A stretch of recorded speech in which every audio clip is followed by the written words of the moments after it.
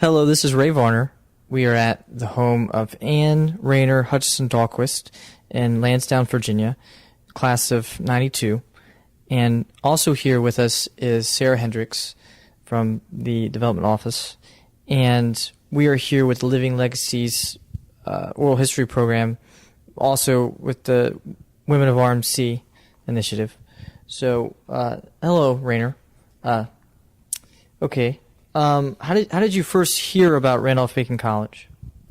I had a good friend that I grew up with in Newport News who went to Randolph-Macon.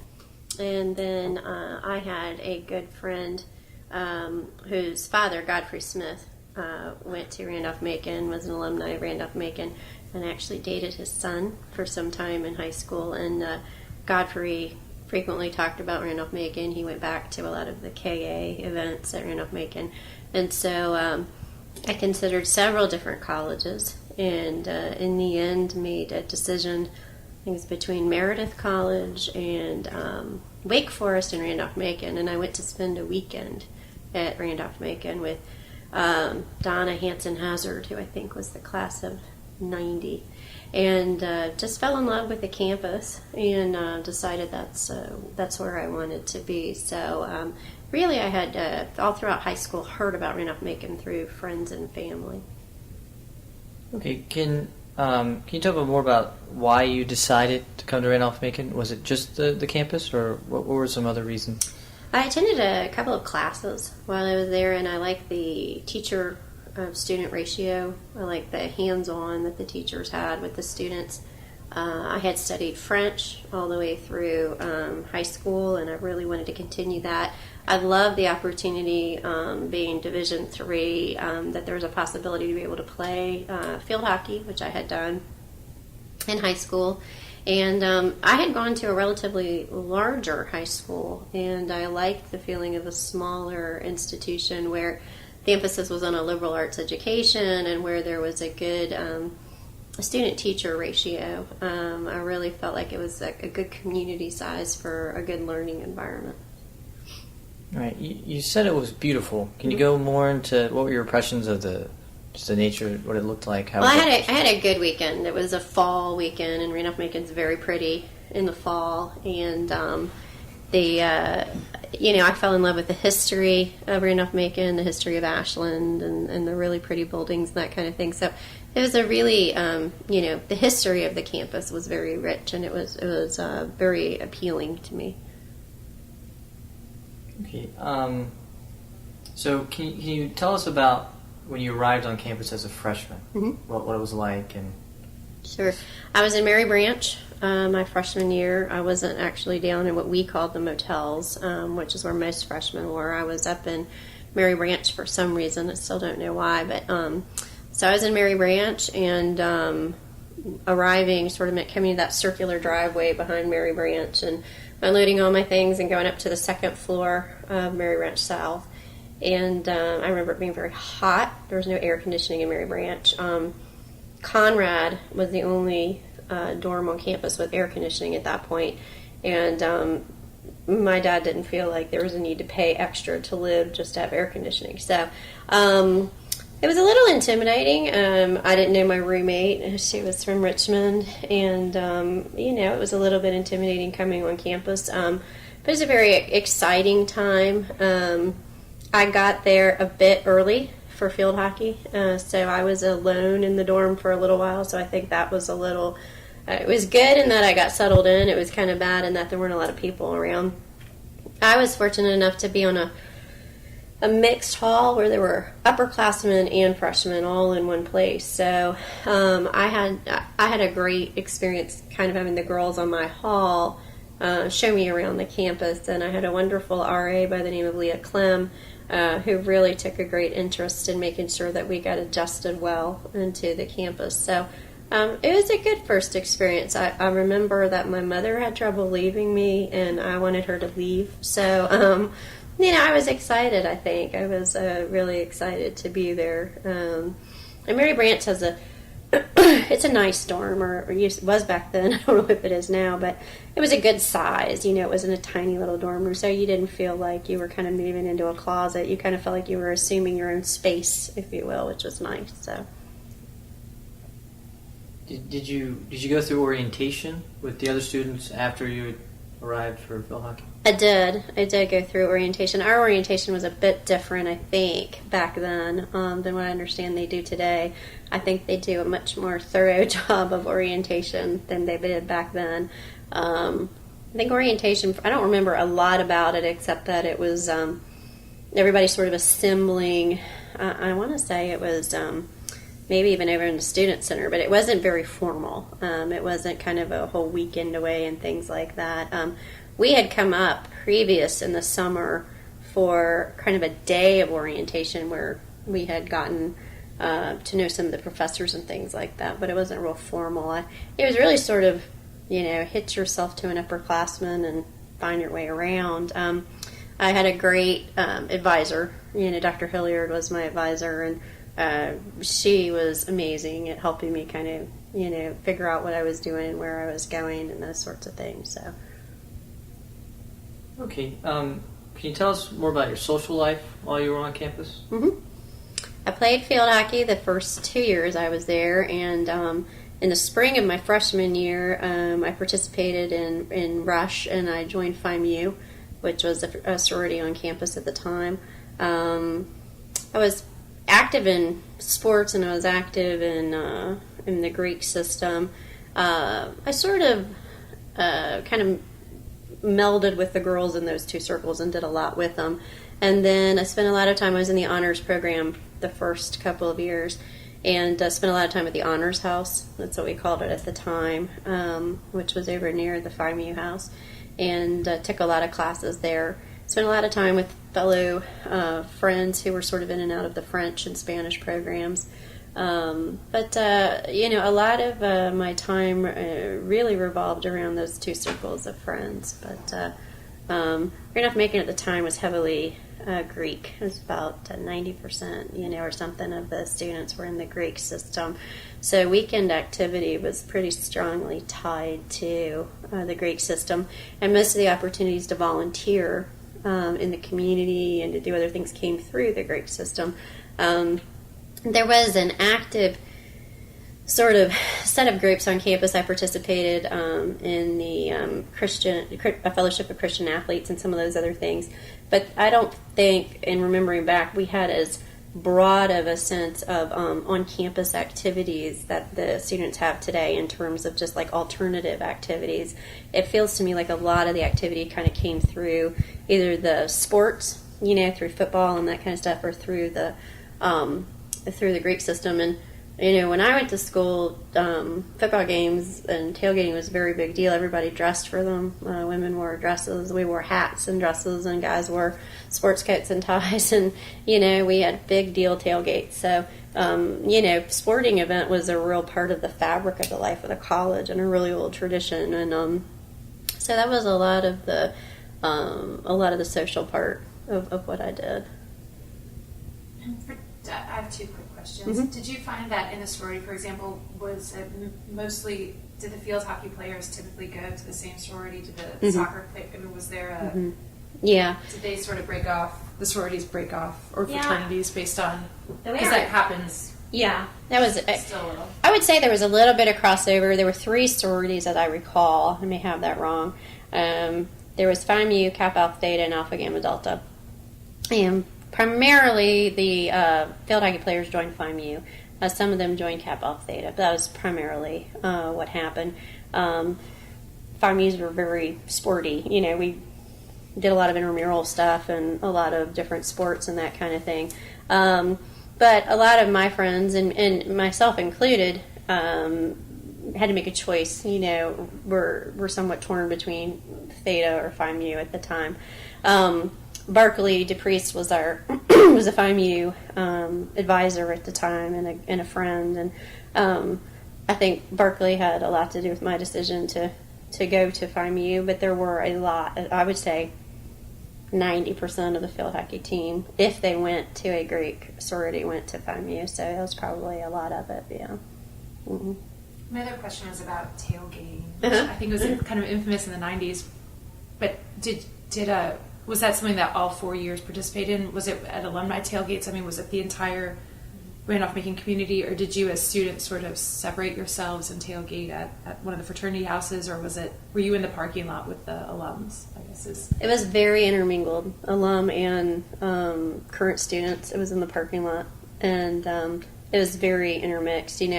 I remember Godfrey coming to our tailgates and us going to their tailgates, and a lot of the alumni would actually have the tailgates, and we would go to them. And homecoming was really homecoming. I mean, there was just this onslaught of people returning from the 10 years prior or the 20 years prior, and there was a big mixing and melding of people. And a lot of people's parents came to the football games, even if they hadn't gone to Randolph-Macon. I know my parents came to every HSC game and to homecoming, and it was a very big deal to have the tailgates. I mean, I think probably there was a view that people didn't spend as much time inside the game as they did in the tailgating back then. But it was a very big deal, and there was a lot of tradition around it. I'm sort of sad that some of the traditions around tailgating have gone away, but I'm happy to see it come back. I remember shortly after I graduated, they were not tailgating at all, and I think that's sad. But, tailgating wasn't about drinking, and I think that was, kind of the misconception of the time period. Tailgating was really going back and seeing all these people you hadn't seen in 10, 12 years, and it was really the sense of camaraderie and the sense of spirit, like, go Randolph-Macon. And, I remember seeing the guys who must have been in their 80s with these, like, old buttons, go to hell, HSC, what I mean, all these kinds of just, diehard fanatics. And, some of them saying to me, like, that's great they let women come here, and that kind of stuff. And you're like, well, it's been that way for quite some time. But, just like you would meet people, you would network. I mean, it was just a buzz about it, and everybody got excited about football games. And, I would say, contrary to the notion, a lot of us did go to the games. There were those diehard tailgaters who stayed in the, parking lot. And then it was a whole weekend activity. So a football game wasn't just, the football game and you left. You had tailgating, you had the football game, and then there'd be something, a pig roast or a picnic or something at one of the fraternity houses by and large, for people to go to and hang out and continue, and a lot of the alumni would host like dances and parties at the fraternities and sororities. So like they would plan them, they would host them, and primarily they'd be for their class, but they would invite other people to come.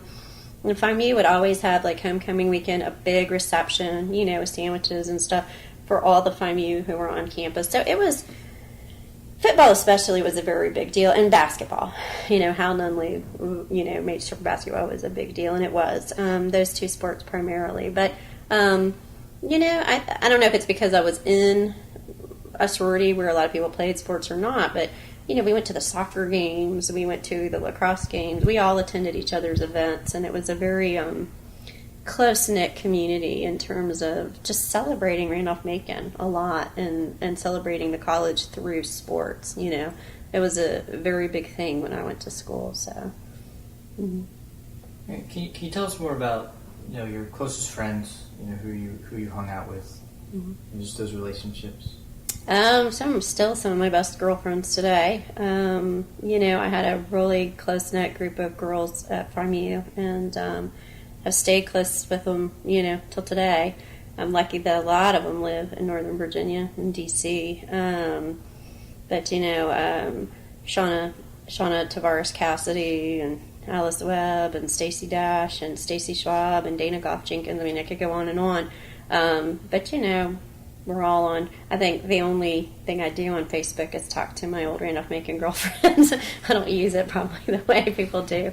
But, we're really close. Randolph-Macon built that, and we are still close. We all went to each other's weddings and to each other's baby showers, and now to our second weddings. And, it's this big community, and, you get back together and you pick up right where you left off. And I'd say 90% of the Christmas cards that come through here are from those girls. And, Amy Ferguson Pipes, who's in Memphis, see her once a year maybe, but, still considered real close. But we had a very tight bond, the class of 92, and it's the neatest thing that a college can foster, those kinds of friendships among a group of women. And we have helped each other get jobs, we've helped each other in our careers, we've helped each other with our kids, so I think a lot of those, women, and strong women, smart women, I was telling someone on campus when I was at a board meeting a couple of weeks ago, there was a student in the bookstore, and she was with her mother. She was trying to decide between Randolph-Macon and I think Christopher Newport, which to me is just, I know Christopher Newport's a university now, but back when I was in school it wasn't. And I said, she asked me about friendships at Randolph-Macon, and I said, my mother doesn't know all the people she went to school with. My husband went to University of Minnesota. It's huge. He does, 3 or 4. I have this wonderful group of like 20 women that I see all the time and keep in touch with all the time. So, by and large, they were the outgoing, sporty, fun type of girls. But we spent a lot of time with Berkeley, and Rob, and with FIMU. Spent a lot of time at SAE and Phi Delta and KA. Those were the big places we hung out, and Theta Chi.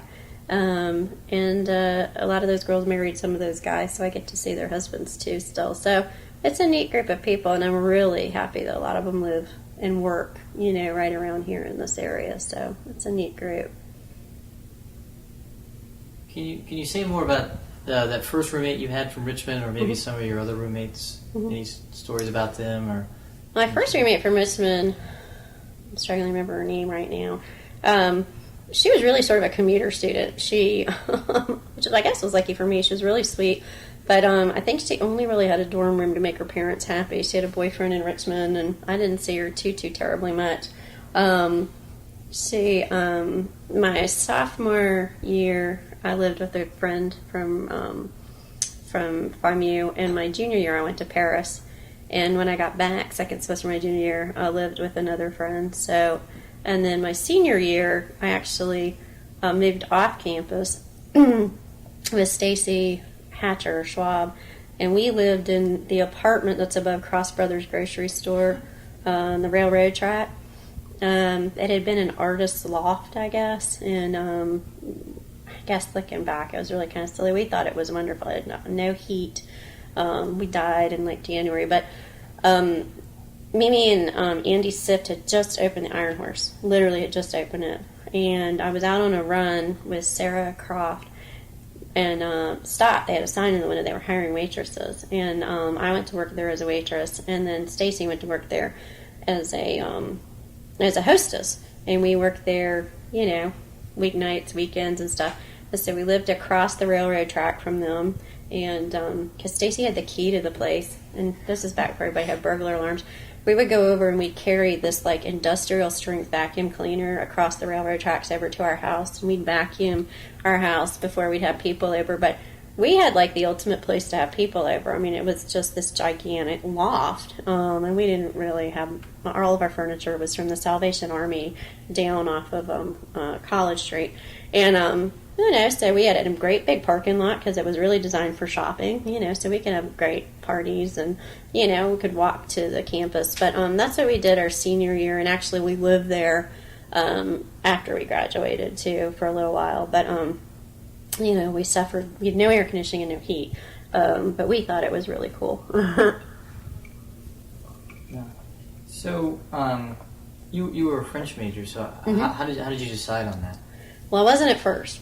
I was a business major, and Professor Schmidt was pretty sure that that's what I should do.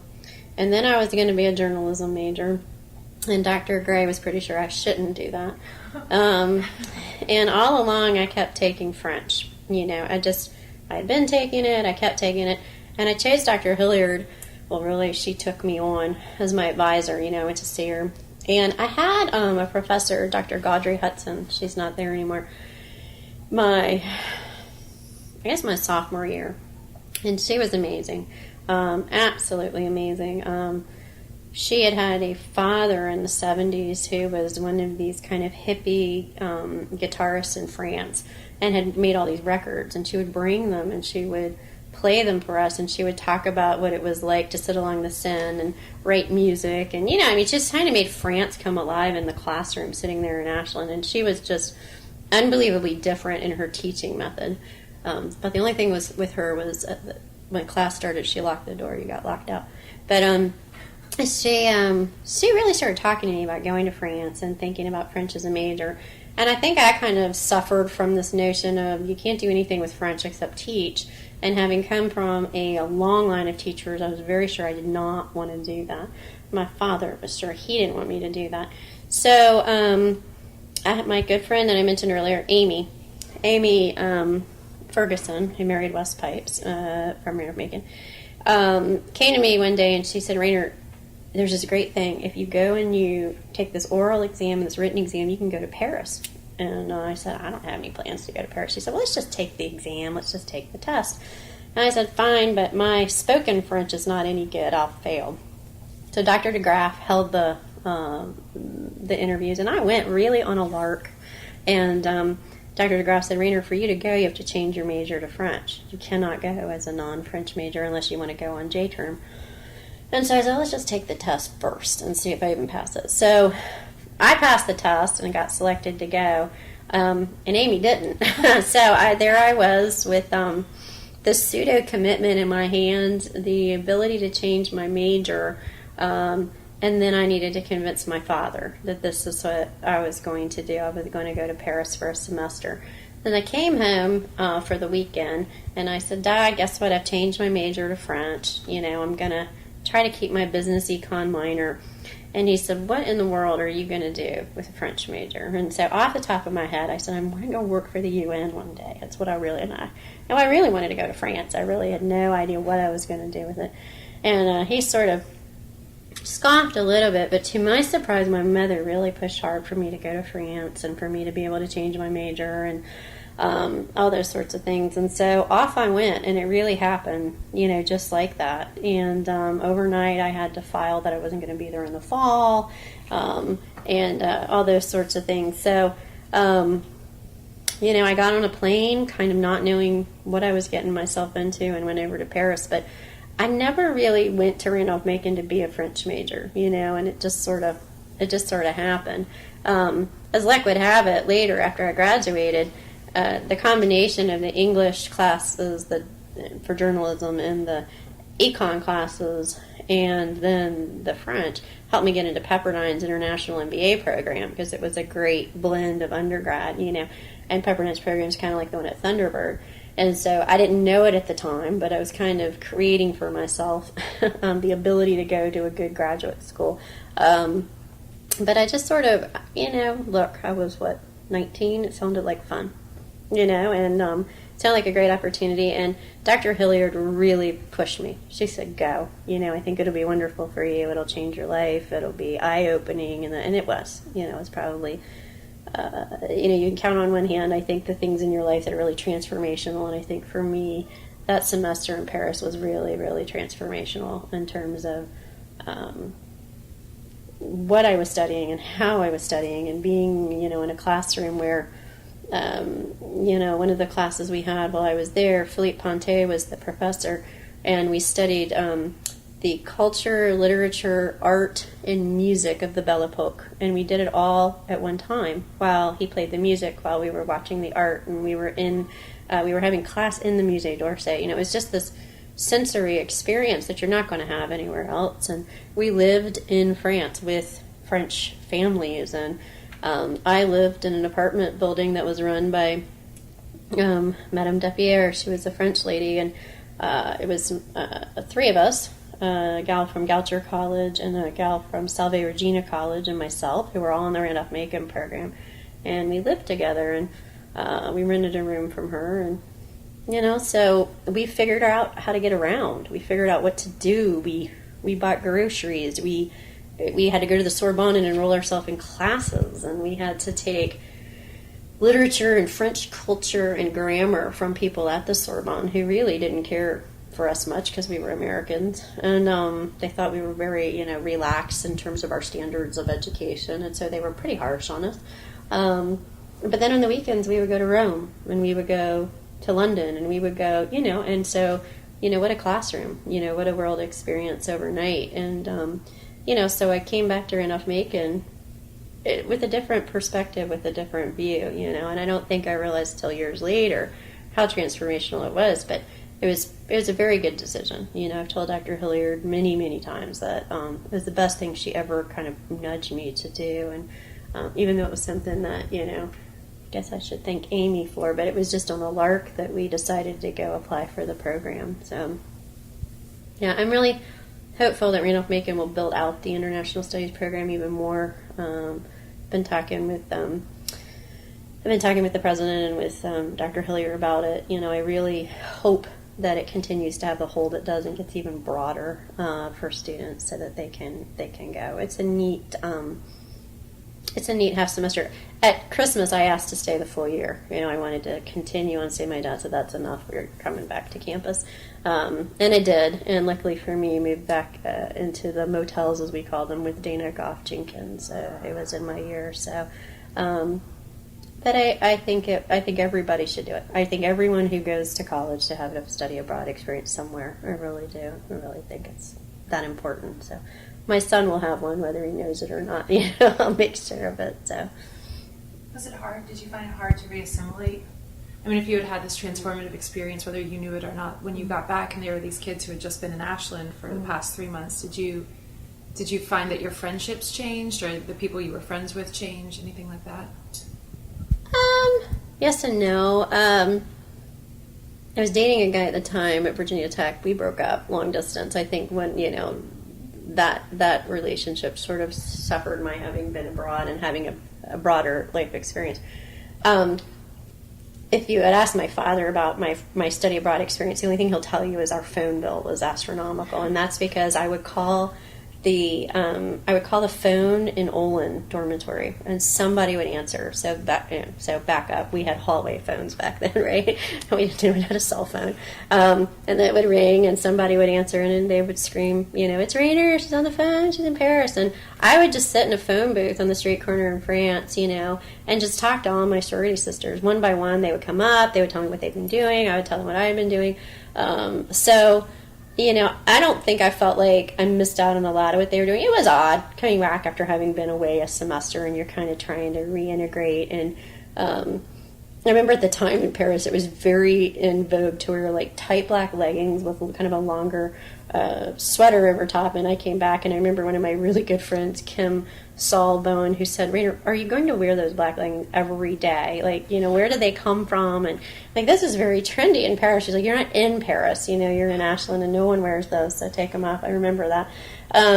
But I think one thing that helped me was Dana had been to JMU for a semester on kind of a pseudo abroad, kind of a junket, and had come back. So we'd both missed a semester, and then we moved in together. She'd missed soccer. I'd missed field hockey. It was a mutual, it was easier than kind of coming back and going to live with somebody who'd been there all year, No, I think it was, we stayed in close touch while I was gone. And I was very homesick the first month, not for my family, but for my girlfriends, back at school. So, I got a call from my dad in about October when he started getting the AT&T bills, and he said, cut it out. This is ridiculous. You're through the roof. Who are you calling? I was calling the dorm phone and chatting away. So, I think at one point I had one call that was like an hour and a half where I talked to like 15 girls at one time. So he's like, those are calls to be for emergencies. It is an emergency. I missed him, But your perspective when you're 19, is different. But they wanted to hear all about what I was doing. They were excited for me. When I went, there was never this sense of, Raynor's going to Paris. It was, oh, wow, Raynor's going to Paris. You know what I mean? Send us postcards and take pictures, and, we didn't have email or Facebook to post them on, but, I would actually write letters and go to the post office and postcards and send them back to all my girlfriends, and they would post them on their doors or on the bulletin board at FIMU for everybody else to read and that kind of stuff. So they kept me anchored, back to the school. So I think that was kind of neat.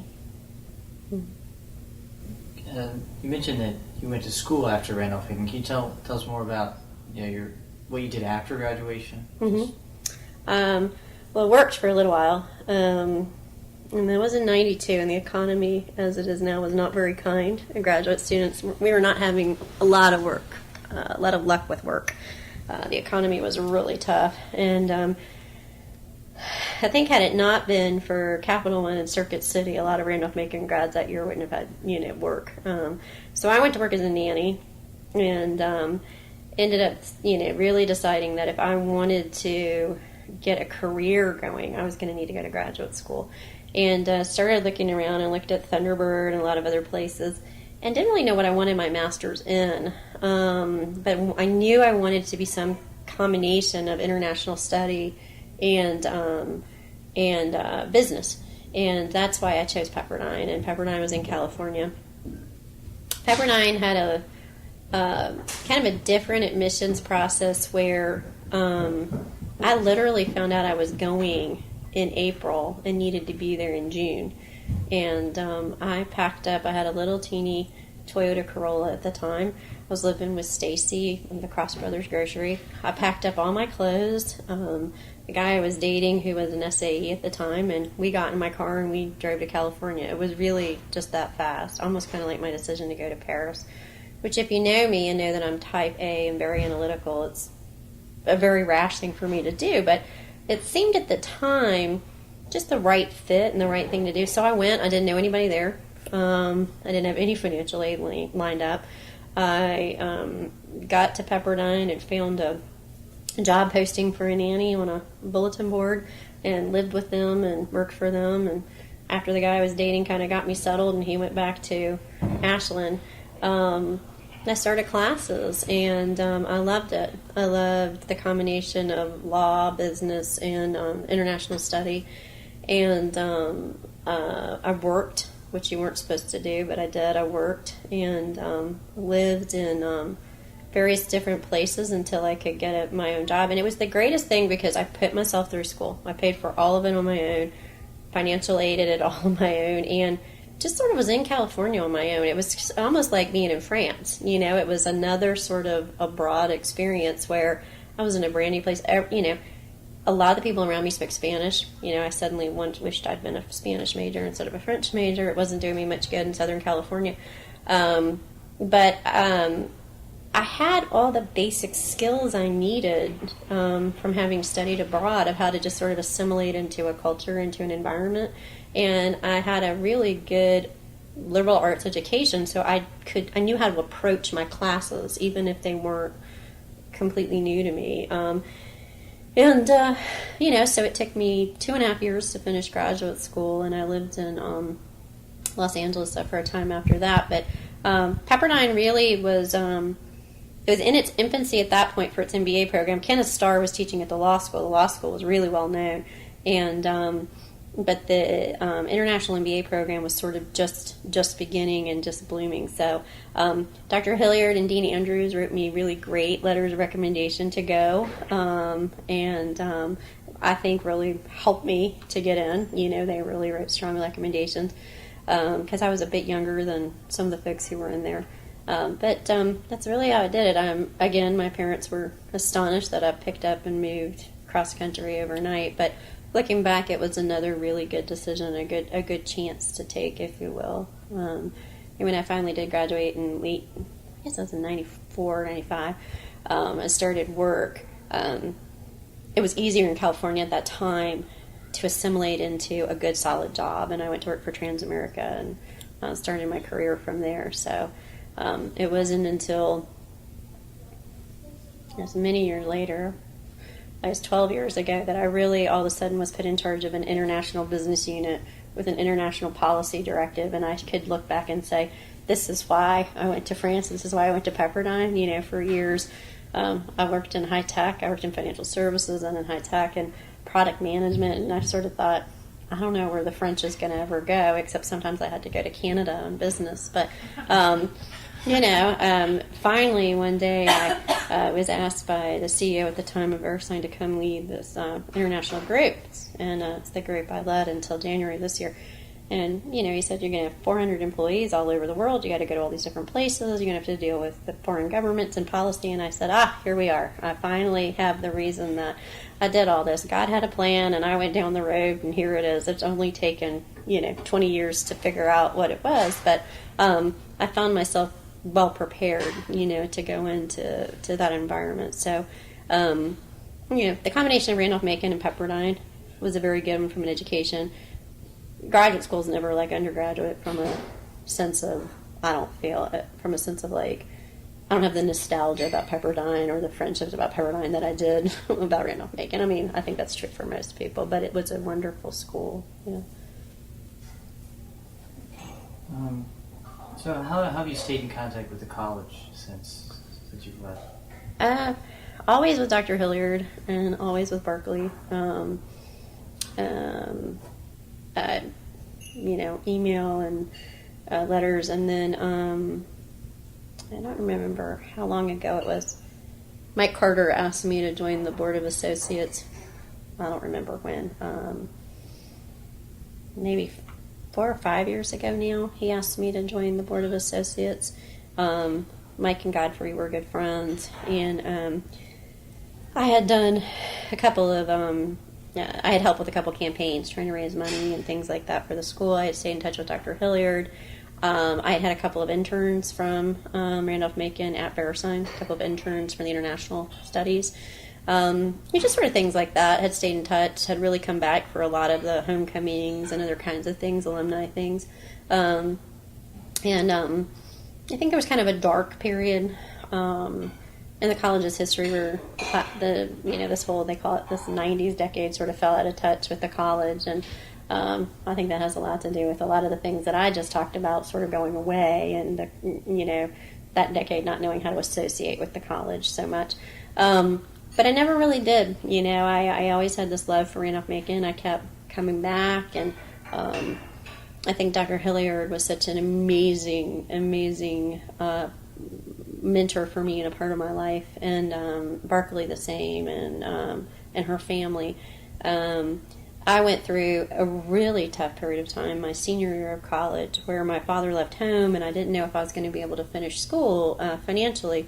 And Dean Andrews stepped in, and to this day I don't know who, an alumni of the college, paid for me to finish my year at Randolph-Macon. And I think for me, as I began to make my way in the business world and could sort of give back, anonymously to other people in need, I just felt like that was what I was supposed to do. So there was never a time where I felt like it was okay to be disconnected from Randolph-Macon. I always felt like, I don't know, some people say pay it back, pay it forward, I don't know, but I felt like Randolph-Macon had afforded me a huge opportunity in my lifetime and had taken care of me as a community when I couldn't take care of myself. And I really felt like a place that special, I needed to continue to be a part of. And, so I have, through either by happenstance or through planning and deciding to be a part of the life of the college, it's happened, and I've always just sort of been there. You go through periods in your life, you first have a baby, you're busy and you're not so connected, and there are periods of your life where you're more connected. And, but, being on the Board of Associates has been a great opportunity, to figure out how to stay real connected with the college, so. And I love this 90s initiative they're doing now, bringing everybody back and getting people invigorated. So you're on the steering committee for that. Yeah, I just got put on the. What happens at a board meeting when you have ideas is you get put on a committee. Yeah, no, it's great. Andrea Smith-Seeley, Godfrey Smith's daughter, and I go back. I don't want to say how many years to the. She was in Hampton when I was in Newport News, and they dated her brother Mark, and she's such a cheerleader for that committee. You can't not want to be on it. She's just so vivacious, and she's so in love with Randolph-Macon and that committee. So yeah, it's a fun group of people though, and it was so neat to see the Jefferson Hotel filled to the gills, waiting list of people from that decade wanting to come back and see each other and to be at the college and that kind of stuff. So for me, that was really neat. That was really, really neat. So. I think President Lindgren has done so many great things to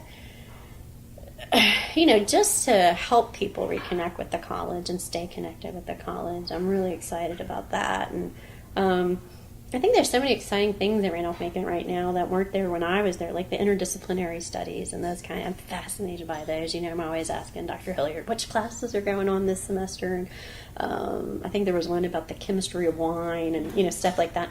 So I really do think it's a neat time. Like the college, they're branching out into China, and you know what I mean, those sorts of things. And so I just think it's such an exciting time that I get contagious about it. People hate my Facebook. I'm always something on my Facebook page about Randolph-Macon. But I think that my husband is such a Randolph-Macon addict, and he went to the University of Minnesota, and he will tell people like, I should have gone to Randolph-Macon. You know what I mean? Like, I should have gone to this wonderful, small, liberal arts school where they knew your name and where people care about you. And, how many universities do you go back to where half your professors still remember you and you can give them a big hug? And, that's kind of a neat thing. And then to be able to help them place their interns in your company, it's just a great cycle of life. It's really, really neat, And I had one intern a couple of semesters ago really just complaining about something a couple of years back with Dr. DeGraff, and I said, I know, she's tough, but she's good. She's tough, but she's good. You just have to keep going. You got to bear it out. And talking about the religion classes, and you know what I mean, like Dean Andrews' religion classes. It's just neat, to hear common experiences that span decades. It's kind of cool. So. I don't know. I talk to people I never talk to anybody who says they don't want anything to do with Randolph-Macon after they leave. I think people all want something to do with it. It's just, some people don't understand how to be connected to the college, but by and large, I think there are very few people who went there that don't love the college. It's kind of a unique thing in that way, so. I have one or two more questions. Obviously we're doing this in connection with the women. I think that, like the 90s, that's been a cohort that's been sort of disengaged with the college. Yeah. Did you, when you were there, did you notice, was there any difference at all between you and the guys? At that point had... No. There were more fraternities than sororities, so they had more choice of where they were going to go if they wanted to be Greek, right? And there was more, I would say, more funding available for men's sports because they were more established.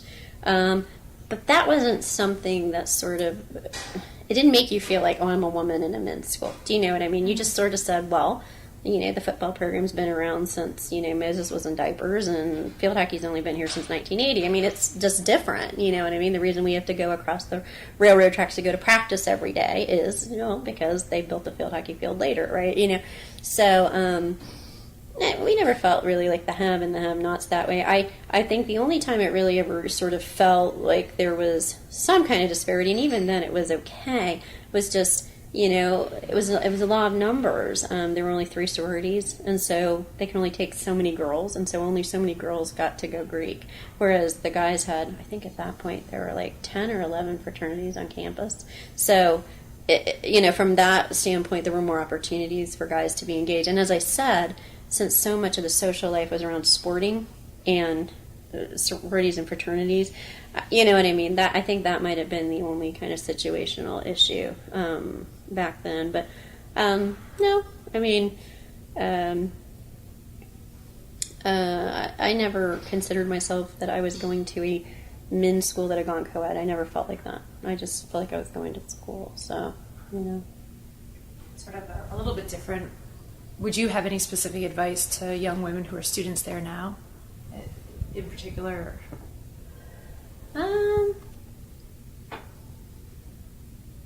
I think I'd give them the same advice I'd give the men. I really do. I don't see... what would that advice be? Go abroad.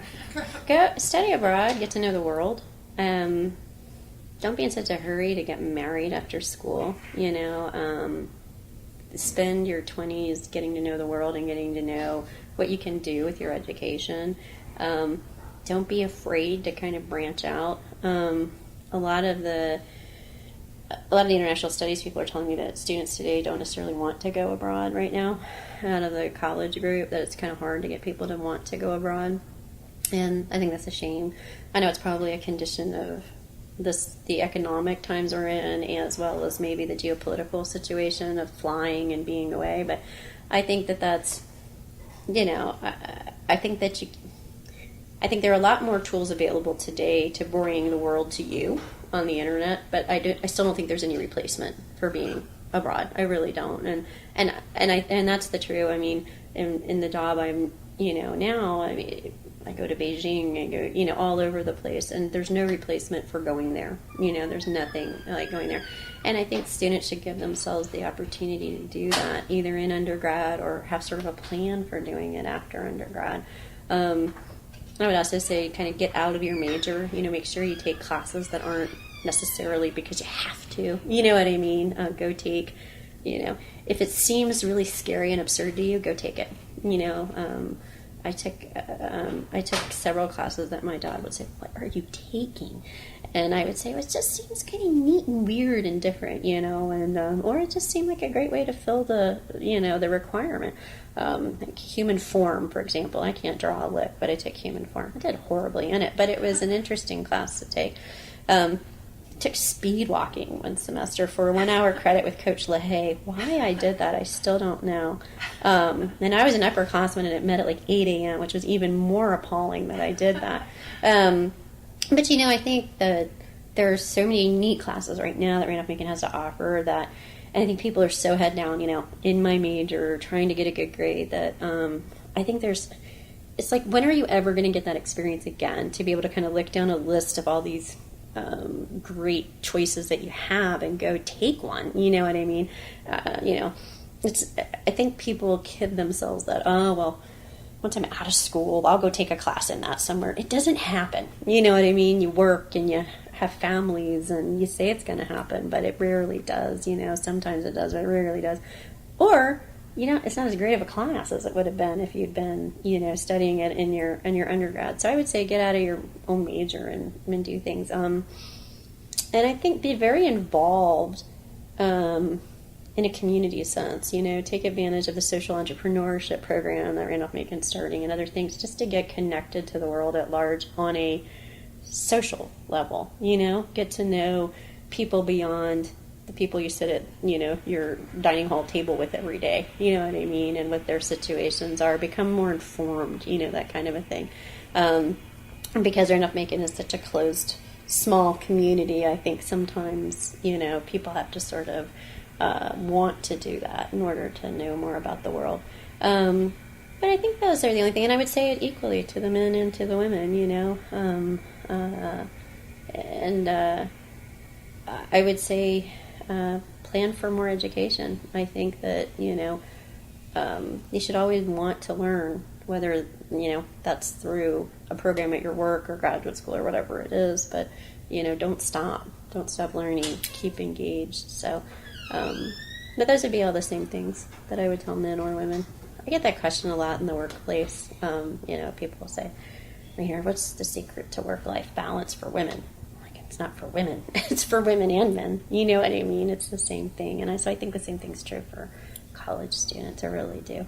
I think probably the only thing that is neat, I think, right, one of the things that was neat that I think is there at Randolph-Macon now that wasn't there is women are able to get a sense of community outside of the Greek system and outside of the sporting system. I kind of get a sense that there's a way to create community at Randolph-Macon, and I think that's so neat. I think that's really, really good and really, really great, and I would encourage women to be supportive of each other in that way. So, it's really about it, I would say. Yeah. Give back to your school after you leave. It's a big one. Give. Don't. That's most of our questions. Is there anything you would like to add? Anything that sort of sticks out as?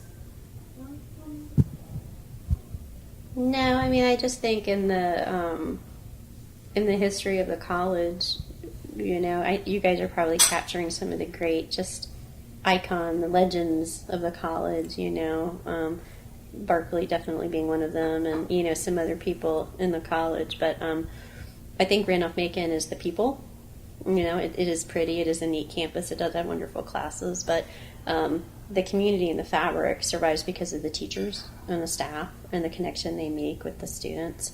And I think that the history that I've had and what I've shared with you today, you know, none of it would have seemed so special had it not been for Dean Andrews and Dr. Hilliard and Barkley. And, you know, I can make a whole laundry list of these people, Dr. Gaudry Hudson. And the fact that at the age of 41, I can name them all by name, and I can't even tell you half the people that worked for me last year. You know what I mean? That's a really big deal. It means that they made a permanent impression on me. And so I think that's special about Randolph-Macon, and I think that's really true to the fabric, you know, and the story.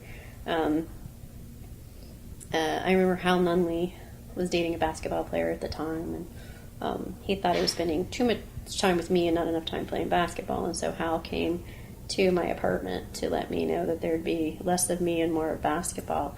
And they had a dinner for him many years later when he was retiring, leaving the college, and he was so celebrated because he was so involved in the student's life, and whether you liked him or hated him, you know, depending on your perspective as a player, he was still like a part of the fabric. And so I guess that's what I'm trying to say is, you know, I hope people will take time to sort of look back and celebrate people like that in the college and the life of the college, because I think that's what it's about. So.